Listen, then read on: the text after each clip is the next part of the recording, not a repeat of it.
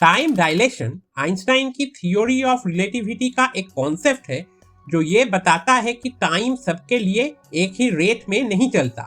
ये स्पीड और ग्रेविटी जैसे फैक्टर्स पर डिपेंड करता है। इमेजिन करो दो ट्विन्स है, एलाइस और बॉब।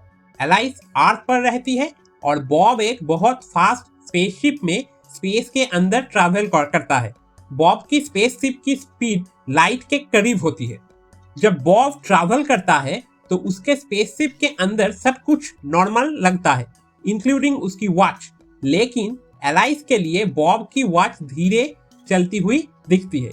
ये इसलिए होता है क्योंकि आइंस्टाइन की स्पेशल रिलेटिविटी कहता है कि अगर कोई ऑब्जेक्ट लाइट के करीब स्पीड में मूव करे तो उसके लिए टाइम स्लो हो जाता है। इस फेनोमेनन को टाइम डायलेशन कहते हैं। जब बॉब वापस अर्थ पर आता है तो उसे पता चलता है कि उसके लिए टाइम एलाइस के कंपैरिजन में कम गुजरा है। फॉर एग्जाम्पल, अगर एलाइस 10 साल बड़ी हो गई तो बॉब सिर्फ 5 साल बड़ा होगा। इसे रिलेटिव टाइम कहते हैं, जो ये दिखाता है कि टाइम आपके फ्रेम ऑफ रेफरेंस पर डिपेंड करता है। एक और एग्जाम्पल ग्रेविटी का यूज करके समझते हैं। इमेजिन करो एलाइस एक माउंटेन पर रहती है और बॉब सी लेवल पर, जो अर्थ के सेंटर के करीब है।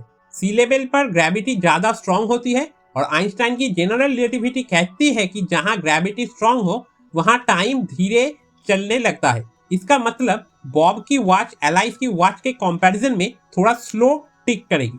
अगर ये प्रोसेस काफी लंबे टाइम तक चले तो बॉब थोड़ा कम एज करेगा एलाइस के कंपैरिजन में। टाइम डायलेशन सिर्फ एक थियोरेटिकल आइडिया नहीं है, ये रियल लाइफ में ऑब्जर्व भी किए गया है। फॉर एग्जाम्पल, जीपीएस सैटेलाइट्स जो अर्थ के अराउंड ऑर्बिट करती है, उनके वीक ग्रेविटी और ज्यादा स्पीड फेस करनी पड़ती है। इस वजह से इंजीनियर सैटेलाइट क्लॉक को एडजस्ट करते हैं दोनों टाइप्स के टाइम डायलेशन के लिए, ताकि जीपीएस सिस्टम सही काम करे। ये रियल वर्ल्ड एग्जाम्पल दिखाता है कि टाइम डायलेशन हमारी डेली लाइफ को भी अफेक्ट करता है।